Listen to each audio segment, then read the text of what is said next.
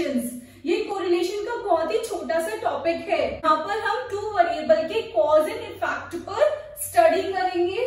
अगर किसी कॉज का इफेक्ट इमीडिएट हो जाता है that is a lead situation, और अगर किसी कॉज का इफेक्ट आफ्टर सम टाइम्स होता है तो वो क्या होती है, हमारी लैग सिचुएशन होती है। इसको हम एक एग्जांपल से समझते हैं कि अगर किसी प्रोड्यूसर ने अपनी सप्लाई इंक्रीज की है तो उसकी डिमांड में अगर इमीडिएट असर होता है that is a lead situation, और अगर उसकी डिमांड में जो इफेक्ट होता है वो आफ्टर सम टाइम्स होता है लाइक 2, 3, 4 months, तो that is a lag situation. Let us discuss this by an example. Following are the monthly figures of advertising expenses and sales of a firm. It is generally found that the advertising expenditure has its impact on sales generally 2 months. Allowing for this time lag, calculate coefficient of correlation. इसमें हमें information given है कि एक firm ने advertising expenses किए हैं जिसका असर 2 महीने बाद होता है सेल्स पर। Advertising and net sales are given. इसका हमें कोरिलेशन कोएफिशिएंट कैलकुलेट करना है। हमें जो फिगर्स गिवन है ये वाली डायरेक्ट ये वाली फिगर्स हमें नहीं लेनी है। हमें क्या करना है, जो ये हमारा लैग टाइम है 2 मंथ का, उसको ध्यान रखना है। देखिए कैसे, जो हमारा जनवरी में एक्सपेंस हुआ है उसको किससे रिलेट करना है, मार्च से, और जो फरवरी है उसके 2 महीने बाद उसका असर हो रहा है तो उसको लेंगे हम अप्रैल से। जनवरी में हमारा सेल्स प्रमोशन एक्सपेंसेस था 50, उसके साथ में हमें वैल्यू कौन सी लेनी है, 2 महीने बाद वाली, तो 1 और 2 इन दोनों को नहीं लेके कौन सी लेंगे हम, 1600, ये वाली वैल्यू लेंगे। तो ऐसी सिचुएशन में आप ऐसे ही हैंडल करेंगे इन क्वेश्चंस को, ठीक है। 60 है, इसको भी आप 2 महीने बाद है तो इसके 2 मंथ कब हो जाएगा, 1 और 2, दैट मीन्स अप्रैल से रिलेट कर दिया। अब मार्च की फिगर को रिलेट करेंगे हम मई से, 70 को रिलेट कर दिया आपने मई से, और अप्रैल को रिलेट करेंगे आप जून से, ये हो गया जून का। मई को रिलेट करेंगे आप जुलाई से, ये मई का है, और जुलाई में आपकी सेल्स है ये।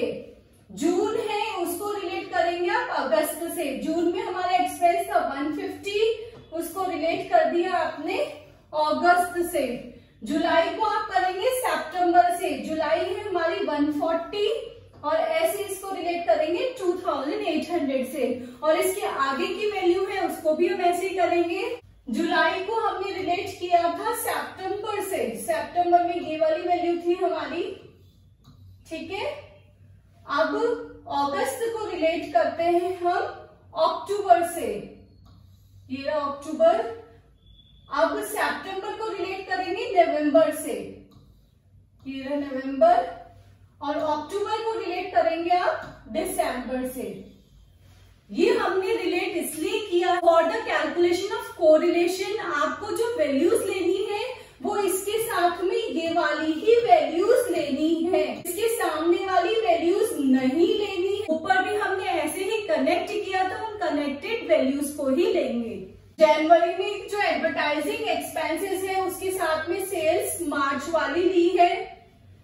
फरवरी के साथ में हमने कौन सी ली है, अप्रैल वाली ली है, आप क्वेश्चन में चेक कीजिएगा। 70 जो मार्च वाली, एडवर्टाइजिंग के साथ में हमने मई वाली सेल्स ली है जो हमने ऊपर कनेक्ट की थी, ठीक है। तो ये आप वैसे ही जैसे हमने ऊपर कनेक्ट की थी उसको वैसे ही लिख लेंगे। Paul Pearson's coefficient of correlation घर से कैलकुलेट किया है। First of all we will calculate x bar. X bar equals to sigma x divided by n. Sigma x है आपका 1200 डिवाइडेड बाय एन, एन है हमारा 10, तो एक्स बार आ गया आपका 120। ऐसे ही आप वाई बार कैलकुलेट करेंगे। वाई बार के लिए आपकी sigma y divided by n।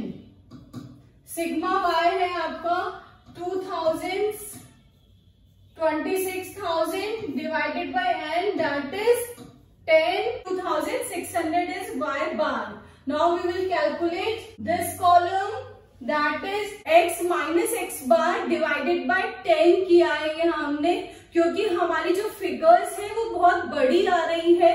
तो हर क्वेश्चन में ऐसे करना जरूरी नहीं है। जिस क्वेश्चन में आपके फिगर्स ज्यादा आ रही है उसमें आप डिवाइडेड बाय 10 डिवाइडेड बाय 100 कैसे भी कर सकते हैं। It's depends on situation. ठीक है, तो अब इसको कैलकुलेट करेंगे हम। x है 50 minus 120 divided by 10 equals to -7। 60 minus 120 divided by 10 equals to -6। 70 minus 120 divided by 10 equals to -5. X bar equals to 120. 90 minus 120 divided by 10 equals to -3. 120 minus 120 divided by 10 equals to 0. 150 minus 120 divided by 10 equals to 3. 140 minus 120 divided by 10 equals to 2. 160 minus 120 divided by 10 equals to 4. 170 minus 120 divided by 10 equals to 5. 190 minus 120 divided by 10 equals to 7. Now we will square this. इसी का square है ये।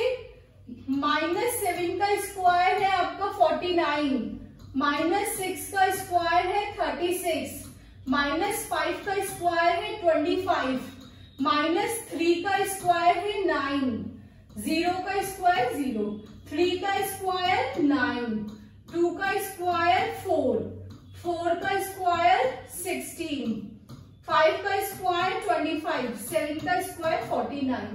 ठीक है, now we will calculate small y. Small y equals to y minus y bar divided by 100. Divided by 100 इसलिए लिया है क्योंकि जो हमारा y bar है वो 2600 है। वैल्यू बहुत बड़ी है तो कैलकुलेशन इजी करने के लिए हमने क्या कर दिया, divided by 100। 1600 minus 2600 divided by 100 that is -10. 2000 minus 2600 divided by 100 equals to -6. 2200 minus 2600 divided by 100 equals to -4. 2500 minus 2600 divided by 100 equals to -1. 2400 minus 2600 divided by 100 equals to -2. 2600 minus 2600 divided by 100 equals to 0. 2800 minus 2600 divided by 100 equals to 2. 2900 minus 2600 divided by 100 equals to 3. 3100 minus 2600 divided by 100 equals to 5. 3900 minus 2600 divided by 100, इसका square कर देंगे तो ये value आ जाएगी y square निकालने के लिए। ठीक है, now the calculation of x y. x multiply by y equals to x y. ठीक है, 7 multiply by 10 equals to 70। 6 multiply by 7 equals to 36. 5 multiplied by 4 equals to 20. -3 multiplied by -1 equals to 3. 0 multiplied by 2 equals to 0. 3 multiplied by 0 equals to 0. 2 multiplied by 2 equals to 4. 4 multiplied by 3 equals to 12. 5 multiplied by 5 equals to 25. 7 multiplied by 13 equals to 91. अब हम इन सबका total कर लेंगे। Sigma x equals to आ रहा है 0, sigma x का square आ रहा है 222, सिग्मा y स्क्वायर आ रहा है आपका 364 और सिग्मा xy इक्वल्स टू 261। कर रहे हैं हम एक्चुअल मीन मेथड से। Sigma X Y divided by sigma X का square multiply by sigma Y का स्क्वायर। ये सब स्मॉल है। Now we will substitute all the values. Sigma X Y आया था हमारा 261, सिग्मा एक्स स्क्वायर आया था 222, सिग्मा वाई स्क्वायर आया था 364। इनको सब दोनों को मल्टीप्लाई करके इसका स्क्वायर रूट निकाल लिया, दैट इज 284261। आंसर आ गया हमारा 0.918। दैट मीन्स एडवर्टाइजिंग और सेल्स दोनों में कौन सा है, पॉजिटिव है। और क्या है, very high degree positive correlation है।